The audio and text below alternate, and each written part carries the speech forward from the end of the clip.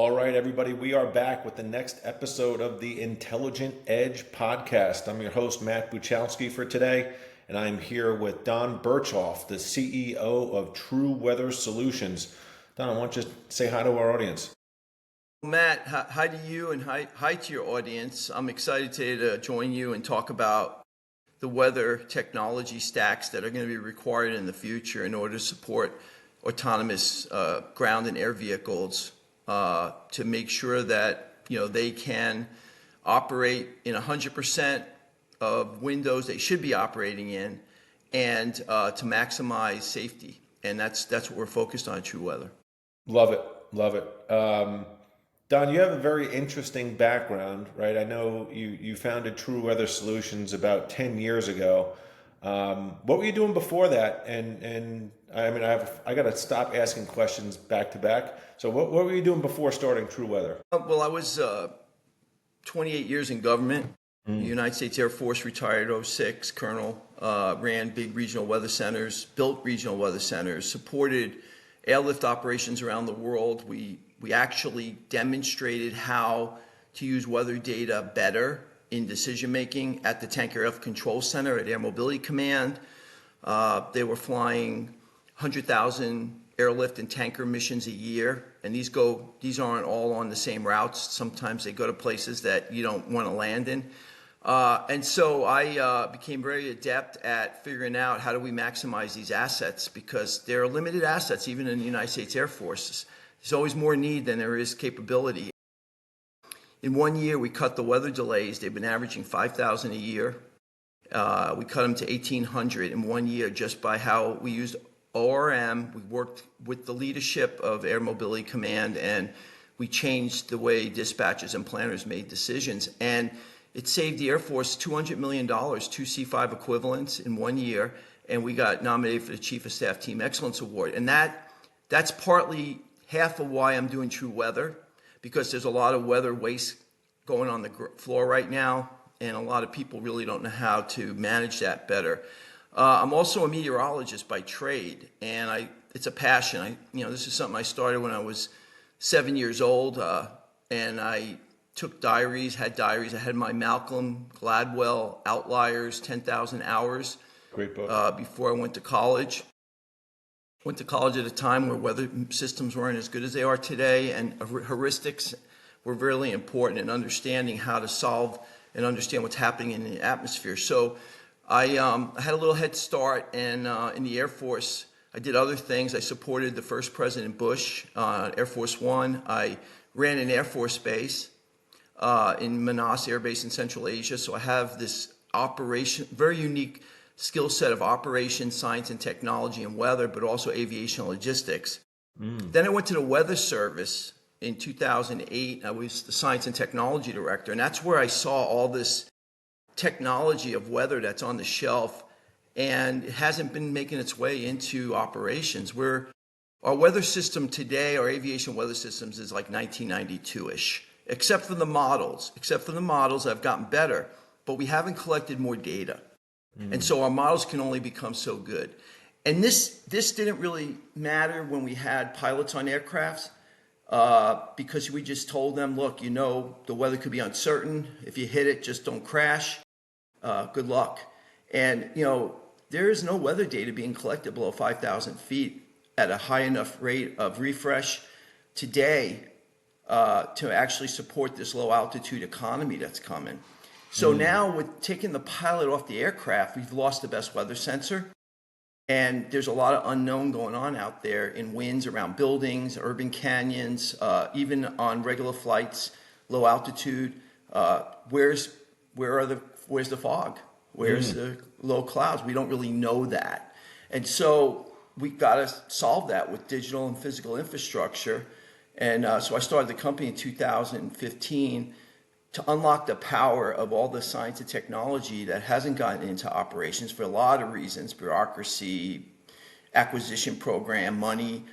And I've developed a framework and a system now that can on-ramp new technology and weather fast. And we can integrate new weather sensors quickly, and we can close this gap. And that's where we are today. Amazing. So much to unpack there. So much to unpack. I think the first of all, I love the government background. I love what you said about the efficiency gains that you were able to materialize. Sound and the fact that you're a meteorologist and you've been doing this since seven. It's like truly your life's passion. So amazing stuff. You found True Weather, and based on what you just said in my research ahead of our session today, like you're really focused on the lower altitude stuff. You look at today, and it's like there's drones and there's other stuff. But what market did you see in 2015 when drones at least weren't a very popular thing? Like why the low altitude focus, 10 years ago before all the stuff that we're looking at today is materialized? I just have a little vision about things that could happen. I was fortunate that I did support UAVs in the Air Force. I understand the weather sensitivities of them. When you talk about electrified vehicles that are a little lighter, can't be made too heavy because they're using battery power, we'll be flying in places that only helicopters flew in the past. And knowing there's not going to be someday a pilot on a lot of these, I knew that the low altitude weather system was not going to be able to serve this industry effectively. It doesn't mean you can't fly with the current weather data we have, but I learned through my years that a lot of the cancellations that occur due to weather for helicopter pilots and GA, 30% of the time you could fly. They just Really? cancel because of uncertainty, right? So I knew this weather system was not going to work for this economy that was coming. Now I had to put a bet on it and say, yeah, there'll be drones, there'll be air taxis. Try to raise money though when you're trying to sell a concept because most of the people you talk to in 2018 or 17 about weather, and if they were pilots, we had investors talking to pilots. Oh, we don't need that. True Weather's looking for trying to solve a problem that doesn't exist. And it was because they didn't understand, the pilots didn't understand how much their heuristics and how much risk they were already accepting, and it just became part of their culture, right? And I know if you talk to a helicopter pilot, and I used to support helicopter pilots in South Korea for a year in some very tough weather conditions. And that was the other thing, I was on the ground. My learning comes directly from experience. I was an aircrew meteorologist. I had 300 hours flying with pilots, and they would come back and say, Don, where did this come from? And, I was the kind of guy that always wanted to know what the hell was going on. I learned a lot from those interactions. And so I recognize how pilots think. They're great, but they don't understand the science and technology, and they really don't understand how much they're accepting risk today because they've gotten used to it. But when I saw the drones and air taxis, I said, this is going to be the best business case we've ever had to finally get a low altitude weather networks across the United States. Mm-hmm. Because when I was the science and technology director, the Weather Service had a $130 million budget. Wow. And I was the one that had to figure out how to get better software and sensors into the system to improve weather forecasts for the Weather Service.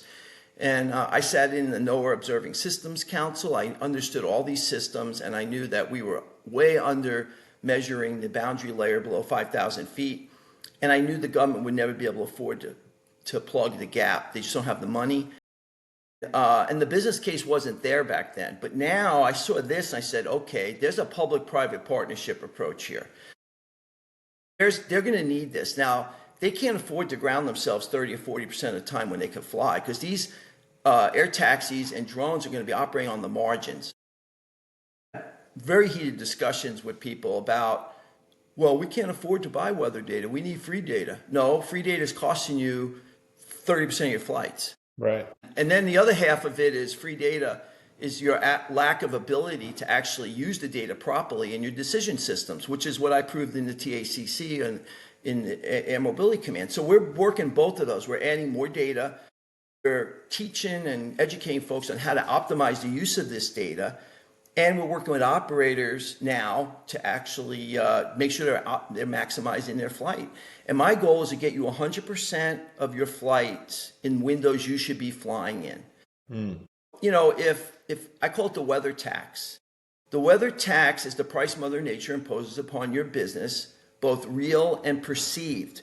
So, maybe in New York City, we're working right now in that area. 15% of the time, you really just can't fly. I mean, it's just, it won't happen. But you're not flying 30% of the time or 40% of the time. That's Sure. because of the uncertainty. And that uncertainty causes decisions that are conservative. And you could keep operating like that with the current system. But what I'm saying is when we get the wind LiDARs out there, when we get this better ground infrastructure, and when we start collecting this data off of drones ubiquitously, we're going to close that gap and we're going to know what's really happening. And we're going to be able to run machine learning models on short range predictions in these corridors that they're going to be flying, say from the 30th Street vertiport in Manhattan or to Newark or JFK. And by the way, I grew up in New York City, so I know the microclimates as well as anyone in aviation. And I know we're going to get them ROI that, they're not going to imagine is possible, but it's a system. You have to follow the system. You have to have a weather strategy. And it isn't the current aviation weather system that's going to solve the problem. And it's not your current approach to using weather data in your scheduling, your dispatching, and your decision making. It's going to be different. And we're starting to get the traction. People are starting to see what we're saying. I made a bet on it. And we've worked very hard. We've changed the weather standard, ASTM. We just published a new weather standard that is going to allow for these new data sets that today aren't certified by the FAA for weather. They're going to be allowed in the system if you're following the standard. We're working with the FAA on their Part 146 for automated weather services, data services. We're changing the whole landscape of not only how weather data could be used, but what's going to be allowed in the system using current technology and closing these gaps affordably, and then doing infrastructure as a service and software as a service so that these operators don't have to buy the infrastructure. They just have to say, yeah, we can use this data. And if I can build that business case with them to say, yeah, I've saved you, 20% of your flights, which is going to increase your revenue by 10%, which it will for your business. How much are you willing to pay for that service? And Sure. I think they're going to pay. Amazing, right? Talk about tremendous vision. How So let me crazy am ask. I, Matt? Tell me how crazy I am, please. No, Sorry. no, I don't think you're crazy at all. Like, I think, my one of my business partners, Brian, and co-host of the show, he always talks about going where the puck is going, right? Right, And right. you saw this, very early, and it's materializing like as we speak between drones and now Elon saying he's going to have the first, Tesla taxi or flying vehicle here coming out pretty soon. We got Waymos all over the place. Right. So it's a matter of time, and you just got to outrun your burn rate before all the other stuff before it comes to full fruition. Let me That's ask why you. it's good to have a gray-haired guy doing this because I had other ways to figure out how to generate revenue through these projects. And, we have a lot of NASA grants and they wanted us to be successful because they knew this was going to be a problem, but they also knew the government themselves weren't going to solve it. And I had to find ways to be innovative to get money so I stay ahead of the burn rate. It's not easy. The industry has been delayed a little bit, but we need this FAA regulation, this Part 146 and Part 108 to come out. That's how they're going to start flying. We have all the systems built. And frankly, it took us 80 years to get to where we are in being prepared for this need. So, I feel like we needed the time, but we do want to get them flying now. Love it. Love it. Let me ask a super rookie question, Don. So, I have the Weather Channel app on my phone, and one of my other business partners, Mike, he is a small engine aircraft pilot, right? And so we'd go up in his Cessna every once in a while, and he has the FAA flight radar app on his phone. It sounds to me, though, that the weather that I see on the Weather Channel app or that Mike is looking at on his flight tracker app is different than the lower altitude stuff that you are tracking. So, like, where does the NOAA data stop? Where does the Weather Channel data stop, and why? And then how did you figure that out, that there's an opportunity in the lower altitude stuff? Very good question. The Weather Channel app is not built for aviation decision making. So if you're using that, you got to realize that. Models that they're using, which are great. I'm so proud of my industry, if I could tell you how good our regional weather models are, global weather models are, compared to what data we're really bringing in and how little of it there is, it's an amazing feat of science. Full stop. Now, when you are building a weather model that is a generic weather model, it's not tuned necessarily for any specific parameter to be its best, because it's like a simulation. You got to kind of turn the knobs. So you might try to turn something to get a little bit more snow prediction here, but you might break the cloud forecast there. And so you got to balance all that. And I understand that because I've been around a while. So what that does is you get these generic forecasts out of, Weather Channel. Awesome. They try to give you, they give you pinpoint data, but a lot of times it's just a model. And I could show you models if I had time and we had time. I could show you how the current model at this hour across the country, that the winds at 80 meters above the ground at 250 feet can be off double the speed of what the model is saying. So you're flying off of that model. You're not flying off of real data. And so you don't really know what you don't know. And the models don't pick up ceiling and visibility very well. They miss the patches of fog along the coast. So the bottom line is if you're flying off the Weather Channel app, I love it, but you're not using the right tool. Same with Wendy, same with any of these generic apps. They're not built for what we're really going towards. But they work because you're a pilot and you're on the plane and you just figure out how to get out of trouble when you hit it. The NOAA is also awesome, right? But it was built for manned aviation. It was built for bigger aircraft flying in and out of airports. Airports are well instrumented, but between airports, there's no measurements. And if you talk to a helicopter pilot, they'll tell you it's a crapshoot. They may run into a fog bank they're not supposed to run into if they're supposed to fly VFR. And so they're giving up missions that they might fly normally because they don't have that data. So NOAA is great, but it doesn't have the precision at that local scale in the low altitude. It was built for bigger aircraft flying routes higher up. So the gap we're filling is that gap. And we put the cost of weather on the U.S. economy in 2017 was $634 billion. And I'm not talking about knocking buildings down and building them and spending money to build them. I'm talking about lost productivity. Really? In 1998, Boeing did a study that said the cost of weather on airlines operating in the United States was $41 billion a year. Wow. And they said 28 billion was avoidable. That's what got my attention in working this, because I couldn't believe it myself when I heard that. When I did the TACC study in 2001, based on that study, I found 60% was a good number that was recoverable. That's what everyone's dropping on the floor today, even manned aviation. So when you fly today, your ticket price is pricing in that loss that the airlines experience due to either poor weather data, poor weather integration in their systems, lack of granularity. You're paying that. That's the weather tax, right? Wow. These smaller aircraft can't pay that. They got to make money. And my job is to get them flying.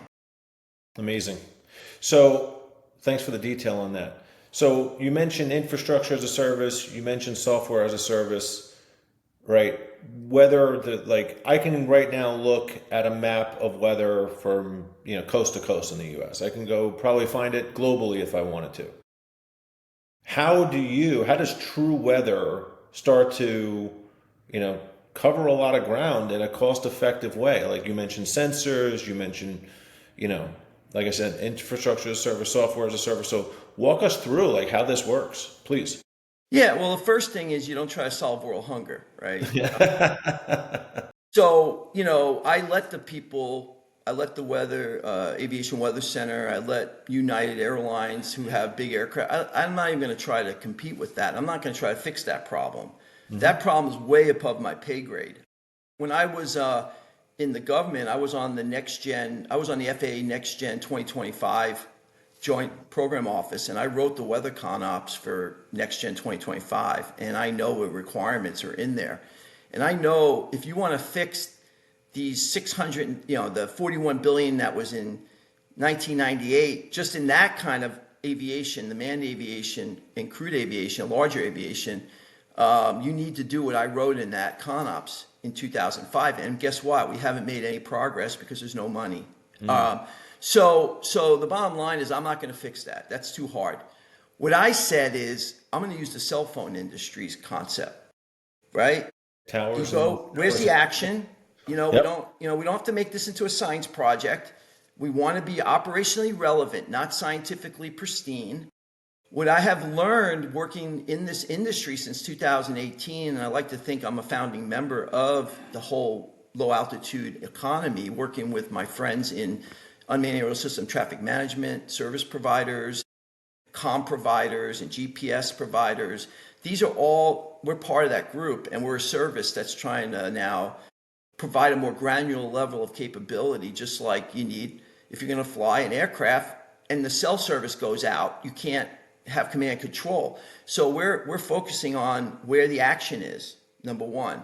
Number two is we are focusing on where using public-private partnerships so that if the state or local government wants to fund weather infrastructure, we'll find a way to work with them to make sure they have access to that public good data for what they need it for, but then we can process it and turn it into the magic that will get into these air traffic management systems for low altitude and route optimization and all that. So we're working on the business model. We have two major test beds, three actually, one in Hampton, Virginia, one in Fort Worth, one is being built in Hollister, California. Our one in Fort Worth is the best weather sense, low altitude weather test bed operational in the world. We're learning about what is it that we need to get to a certain level of return on investment for the operator. We have built our weather models. We're running an atmospheric digital twin of buildings. We're seeing the winds blow through buildings. We are providing that every hour now in that area. We're trying to figure out how to make it cost effective. And so we're going to pop up like mushrooms. So we have 10 areas around the country today where we have weather infrastructure out that's either been purchased by the federal government through grants.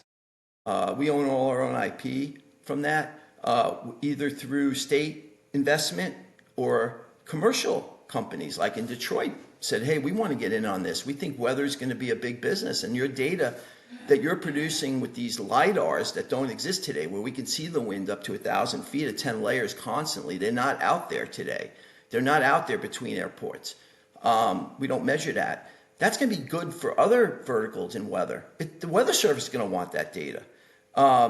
So what I'm doing is something that's always been needed for all weather applications, farmers, energy, everything, right? But there's never been a business case. I'm taking this, I'm embedding my beachhead to the business case is AAM and drones because I know they're going to be ubiquitous and they're going to need this data. And so we're going to go where the ops are. We're going to do the ROI, and if it makes sense, we'll deploy sensors. If it doesn't, we won't. If it makes sense to run models, we will. And that's how we're running our business. Love it. By the way, I'm gonna have an ADD moment. You mentioned Fort Worth. We're in North Dallas. Me and my partners are in North Dallas. Next time you come to town, let us know. We'd love to meet Yeah, up. where are you in North Dallas? I'm in McKinney. With Okay. all three of us actually live in McKinney, and my Okay. other buddy who's a pilot, he lives in Plano, which is not too far away. So Yeah, so let me just tell you, McKinney Airport, Plano, Vertiport. So we won a DOT Smart Grant, phase one, and we've deployed, and everyone loves what we're doing. We're hopefully going to expand, and we're going to start expanding in areas where North Texas wants to set up their corridors for their vertiports, and we're embedded deeply in that whole ecosystem. And that's where I've been lucky in the sense that I picked the right place to do my grants. 4 years ago, I picked North Texas. I have a lot of friends there. We're getting a lot of support from Fort Worth City, from the North Texas Council of Governors. It wouldn't be possible without that kind of support. Hillwood, Chris Ash, I want to call him out. We got 3 scanning wind LIDARs. One of them's on top of his terminal on Alliance Airport. nice. You know, and you're going to see, I'll definitely come see you and talk to you about this. Definitely, definitely. So one of the things that kind of came up as you were walking through funding, right? You mentioned federal government's brought through grants and stuff. Is what is the FAA's position or the federal government's position on low altitude coverage? I've heard Walmart talk about drone delivery. They might actually be doing it already. I'm not sure. Amazon's talked about drone delivery. So you have the private sector talking about utilizing drones to drop off their stuff. And at least, this is probably just me being naive, I didn't realize. Is there any sort of federal restriction on them doing that? Do they need to prove that they're flying in safe zones? Do they need to prove that the weather's okay for them to send these drones up so that nobody's at risk of liability? Or is that the opportunity that you see because the private sector is coming into this space and there is no coverage? A lot to unpack there. We can have a whole podcast on this. The FAA has been working closely. There's a Dallas Key site down in around Lyons Airport, and Wing's flying, Zipline's flying, Man is flying. Zipline and Wing are supporting Walmart, and they've been working on helping to test and demonstrate the rules for their systems to work in an ecosystem. So there's been these traffic management service supplier, we call it. It's a federated system of low altitude deconfliction of drones. Setting up a system so drones don't run into each other. They are working that. They've demonstrated it. Companies like OneSky and ANRA bring those capabilities. Wing has their own, Zipline has their own, but they've been testing how they work together to deconflict across different companies, and it's been very successful. And so the FAA is working on the rules now for Part 108, it's called, and hopefully that'll get out next. We've had this delay in the government being shut, but hopefully it'll be out by April or May. And that's going to open up the spigot for them to fly beyond visual line of sight and to do it without having to get waivers. Right now, they're flying under certain waiver type allowance. Tru Weather is in the middle of all that. So the waiver piece also has to apply to what we're doing because we wrote a new standard in January of 2024. Tru Weather led that. It's very innovative. FAA, to their credit, got on board because they said, "Yep, we got to fix this problem. You've got a solution I think is manageable and reliable to allow for third-party weather data to get into a system now." So we're not just focused on certified instruments at airports that cost $500,000 to $1 million. You're never going to get that out. So my concept was, let's figure out how to, know what we're getting from these lower cost instruments. Let's make sure they're being managed by the third party weather provider, that we can validate and certify that we know we're following the standard. Then we work with the operators to say, hey, you've got an SLA with us, service level agreement, that says we're following the standard. The data we're providing you has been trusted for what its purposes are. And then we got a system, and then we plug into this unmanned aerial system traffic management system to the ANRAs, to the OneSkys, to the others, and then that data gets presented to the drone pilots. And so we're working on that in Dallas with the FAA and Zipline on what we call an NTAP waiver, and they're going to make that allow us to use our system and our services under demonstration until the new rule is published for automated data systems in 2026. So we're in the middle of all that, and it's a beautiful thing. Unbelievable. So you mentioned before that you're taking kind of the cell phone strategy, not exact word for word, but Yeah. so No, it so is. are you putting are you so everywhere you look in Dallas, at least, you can look at every skyscraper or tall building and you see cell phone panels on the side of the building or a cell phone tower. And back in New York, like I'm from New York too, and you go up through the Bronx and Pelham Parkway and you see the fake trees, right, that are actually cell phone towers. So are you plugging your endpoints onto those types of buildings and skyscrapers and stuff like that to collect data and then transmitting it? Where does it go? So where does it go and how do you collect it? So those are all potential real estate endpoints for us to put sensors. We have We have sensors on Crown Castle towers in the Fort Worth area. We have, but we have them on buildings that are Hillwood, working in Detroit with another company, a real estate company. This is part of my strategies. We've got to find people who want to be involved in this, but not every building is suitable for it. Not every cell tower is suitable.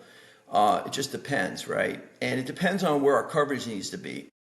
So we're not on a grid. We're not trying to build a pristine weather system or model. We got to be where the weather is the worst generally, so we know when it's bad, so that I could put a sensor somewhere where I know this is a problem area, and I know when this fog lifts in this area because it's near a river or a lake, or I know the rest of the area is going to be good, right? And that's how we have to deal with the uncertainty problem. We're not going to be everything everywhere, but that's what we're doing.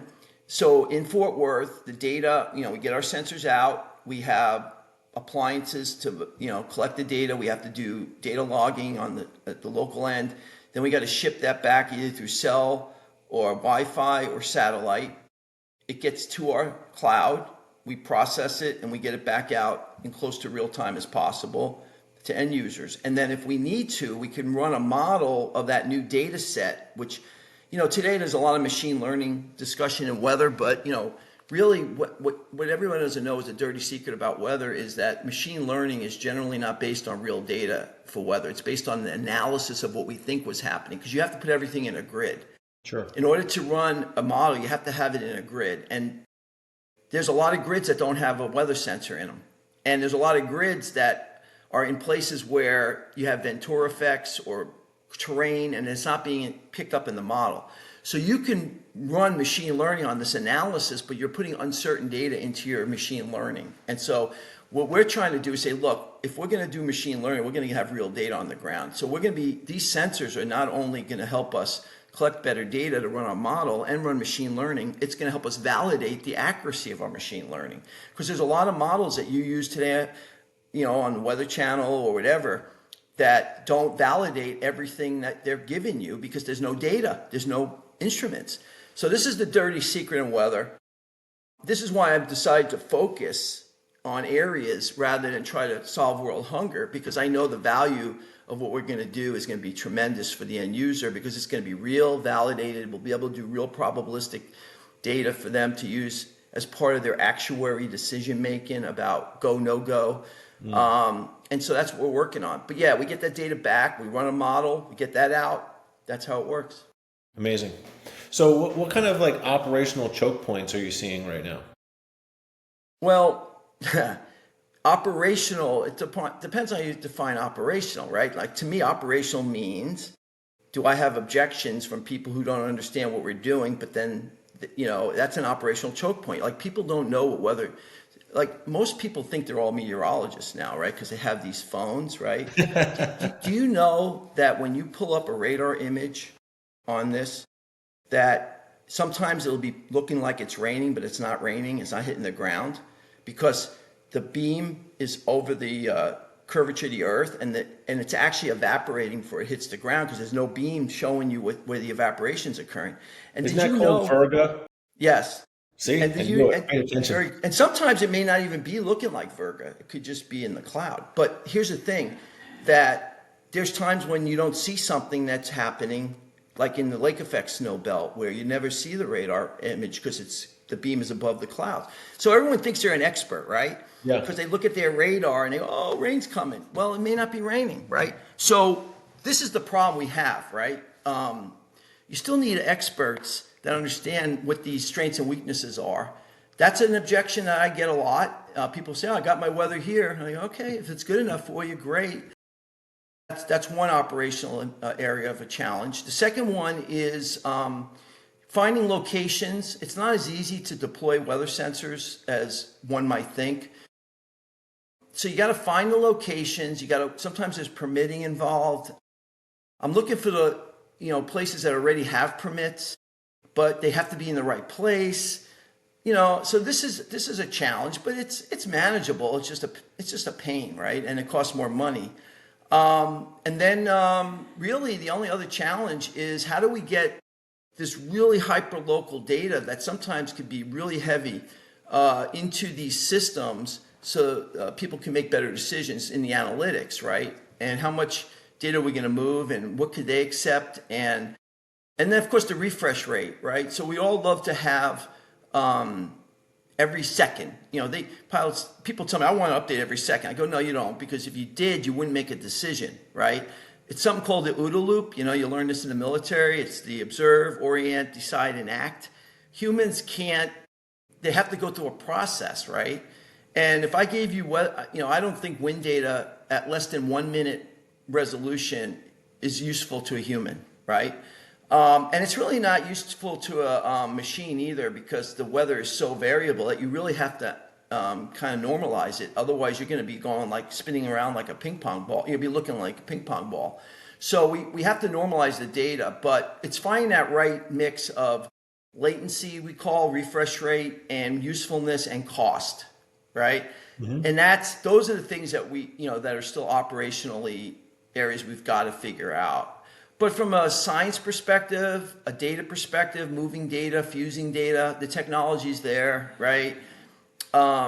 It's really not the technology and the science. A lot of it I've talked about is ConOps, concept of operations, people's acceptance of what they don't know, opening their mind about what they could do, and finding places to put these sensors. Gotcha.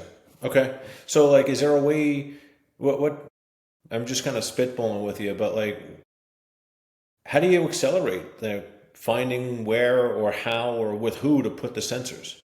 Well, Is that you just like doing daily business development and, cold calling people that own buildings, or what does that look like? Well, the good news is we're so well networked after 8 years. You know, it's not a small, this started with just a small group of people, and we've grown together. And my network, then they help me expand my network because it's word of mouth, and we're all friends, and they realize we're the weather company that's taking this seriously, and they see what we've done, and they want their friends to have the best, or at least know about the best. So what happens is, the ecosystem, as I have needs starting to evolve, whether it's at this point we're trying to find real estate, there are people coming to me going, hey, I can help you with that, right? And so, we're still, I know that I don't want to become a weather, first of all, let me just take a step back. We don't make our own weather sensors, number one. Weather sensors or weather instruments are a means to an end, right? So I have to get them out there in order to, make progress. We have a lot of partners that we work with that provide the sensors. We have been deploying our own, but we're starting to look at outsourcing that, right? And because weather sensor, there's weather sensor expert deployment people around the world, because every airport you have weather sensors. There's always somebody in that area that can deploy sensors. So I want to outsource that, right? And I want that to become part of our ecosystem. The second part is finding this real estate. And we are working with some companies. I mean, real estate could be as simple as every CVS, I just got to cut a deal with them, right? Right. So we're working on that. And, we still got to convince the real estate people that there's a business model there for them, that the data that we're going to be providing will bring a revenue stream in that's going to allow us to pay our real estate bill. Or if we have an agreement with them where they share in the revenue, which I'm open to any business model. We got to continue working at, but we're finding that, and I don't want to talk about specifics because I have friends that are in real estate that are helping us today. I will say Hillwood is obvious because, it's been well advertised. So, so we just got to keep working it. Now, yes, am I the catalyst? Yes, but I got to get 1,000 points of light going, and that's what we're working on. Unbelievable. So it sounds to me that I'm thinking about is it a WIFM issue? What's in it for me? Or is it a NIMBY issue, not in my backyard? But it sounds like you're probably more on the WIFM side, where if you get engaged, if you were to have a conversation with a developer who is building skyscrapers in downtown Dallas, right? It's all a matter of hey, let me put these weather sensors on your building, and then just answering the question about what's in it for them or why should they do that. Right. Exactly. And the goodwill only goes so far, right? You're helping the people to your right and left, but those people are capitalists by nature. Yeah, and I think the other thing is, got to remember, drones are not just about delivering stuff. It's also about homeland security, public safety. So, if that data, if, you could convince a local landowner that you're not only going to maybe make some revenue, but you're going to be contributing to the public good by us having this data and making it available to your drone operators, like your police force, your firefighters, your emergency managers. Again, it is a public good and it's also a business profit. So I understand that. Fortunately, my background is in government. I'm a public good kind of guy, as well as now I've become a capitalist, right? But the point is I understand the importance of this. I'm not a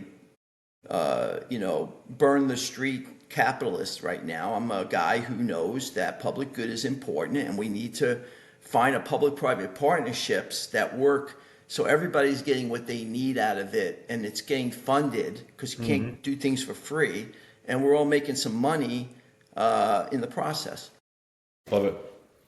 What is the what's you mentioned that you're off to South Korea next week? Would love to hear more about that. But short, medium, long term, what does it look like for True Weather from tomorrow through the next 18 months? Like, what's your roadmap look like? So we are at the point where the FAA has made urban weather a priority, and it's taken me 8 years to get that. They are also recognizing weather now as a risk and not just a hazard to be mitigated because of the lack of low altitude weather data between airports. And they know now that you can't blame the pilot for something they can't know. So how are you going to mitigate that? And how are you going to deal with the risk? These are good things. We're at the point now where we have 10 of these test beds around the country, so we've shown enough. And the FAA now has just put out an RFP for what they call in the eVTOL implementation pilot projects or program, where they're looking for 5 locations around the country that'll bring a consortium of companies together that can build an ecosystem and test and demonstrate heavier lift cargo drones and eVTOL air taxis. Even before they're certified, everybody would work together, kind of like what we're doing with the pilot project in Dallas with the small drone operators. That was all allowed under waiver, under supervision. And True Weather is going to be in the middle of a lot of that because now folks realize that we have really the only solution to solve this problem from end to end. It doesn't mean there's no other weather companies that could do pieces, right? But the problem is when you try to bring pieces to somebody, they don't know how to integrate, right? We're the Uber integrator, and we can make everyone's stuff better. We work with a lot of weather companies. We're not trying to be it all. We recognize that we have to partner and we have to lift the whole, all boats have to float. So I think that's where we are right now, and I think this IPP that's coming out, I think there's going to be a lot of surprises out there, depending on who wins. And let's just say that True Weather is in a lot of these, and we are very demonstrating what we could do enough that I think 2026 is going to be a year where you're going to start seeing more acceptance of what we're doing, and we're going to start seeing actual bigger revenue generation, not just around these projects, but also start to see recurring revenue pick up because everything we're doing is based on selling our data or capabilities as a service. And the more people that hook up to fly and use that data, the more money we make. So I think we're going to see finally the struggle of just trying to survive, which is a lot of these companies in this industry right now. It's not just weather. I think we're going to see hopefully hit a normalization, and then 2027 is what I really see things really picking up. Gotcha. So that was a question I meant to ask you before, and I totally skipped over. So I know we're coming up on time here, and I want to be conscious of that. But so you want to collect all this data. You want to accelerate the collection of the data. You want to accelerate the metros or the geos that you're operating in. Who is the actual consumer? Who's paying for the service? Is it helicopter agencies and drone agencies and those sorts of folks? Is it the Yeah, Walmart, the Amazons of the world that want to fly their delivery drones to drop off my toilet paper at 2 in the morning? it's the operators. So operators want to fly because the more they fly, the more money they make, right? And they need better data to keep flying when they're not flying today due to uncertainty that's grounding them, right? So if you have a 40% or a 30% weather cancellation rate, but it should be around 15% in reality, if I get you back 10%, they'll buy my data, they'll buy my capabilities. Now, I will say, where it's getting interesting is there is a difference between Walmart, who is the one that wants to sell goods and get them out and have customer service and reliability, and the operator who is responsible for getting those goods. And what I'm starting to see, I think what's going to happen is some of these, I'm not going to say Walmart, that's a really bad example. Let's just say the people who want their goods to get to people, they start realizing, hey, you're not using, why are you canceling weather so much? You could have flown yesterday. And they're going to say, well, we only have this weather data. And, my strategy is I'm going to talk to the people who are selling the goods and say, look, we could do better in getting those deliveries more reliable if somebody was acquiring this data that we have.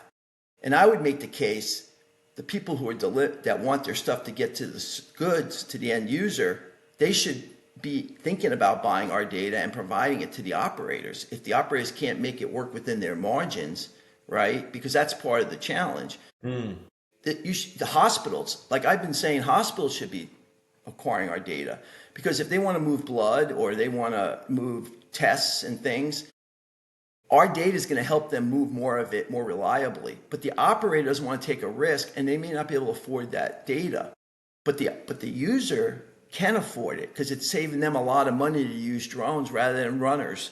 Sure. And so this is kind of where we are, where I'm trying to figure out how do I leverage those that are really the ones that are being impacted by not flying, and then how do we make that work between the operator and the seller that wants to move stuff, and how do we make this work within that construct? I think once people recognize that I could get your blood to where it needs to go 20% more of the time safely, reduce the uncertainty, and also improve scheduling and anticipation about when you can't use the drone service, but you'll have to use an Uber. I think that's the key. And once that light bulb goes on for these resellers, people who want to sell it, I think then you'll see this thing really take off, because it's all about money. And it's the weather economy, stupid, as Carvel once said. Oh no, that's right. It was the economy, stupid. But it's the weather economy here, and people don't understand it's complicated, but we have to prove it. Gotcha. I mean, this is like truly, something. It's so inspiring how you're seeing this opportunity. There's definitely a component of, human progress, right? There's some government components. There's bettering the business ecosystem. Like, I was just kind of thinking as you said that about, is there someone at a major retailer that outsources their drone delivery to an operator who owns a fleet of these supply drones, and they want to make sure that the, multi-million-dollar contract they signed with this operator, that those drones are working as often as possible. And so the person selling the goods wants to buy Tru Weather Service to make sure that the operator's keeping up with their SLAs, their deliveries are up. You got it. I can Yep. kind of see it. Yeah. To me, Unbelievable, man. that's going to be it right there. I think that's going to be the big break for us once people realize that they're still learning. And even the people that are trying to get the goods to people don't really understand this is all going on right now, all that chaos that's happening in this realm of weather, fog and friction of war, a little Clausewitz, a little Sun Tzu. But it all goes back to, know the weather and your victory will be total. That was Sun Tzu, my hero. Love it. Don, we're coming up on time. Before I ask my final question, how can our audience help you? Oh, yeah. How can the audience help me? I guess, if you think that there's something here, contact me and let's talk about it. I think it's, I want to make sure that I'm proselytizing here, right? And, but I know that some of it's not, some of this is not intuitive to a lot of people because they haven't ever thought about weather this way. So, you can contact me and we can talk. And then the way you can help me is if you believe that what we're doing is really going to be transformational. I'd love to talk to investors and others out there that if they believe what I'm doing is really a transformational type of thing, I would love to have that conversation because, I'm looking to raise a B round at some point here. And I don't have the recurring revenue yet that I want to have, but I know it's coming. Awesome.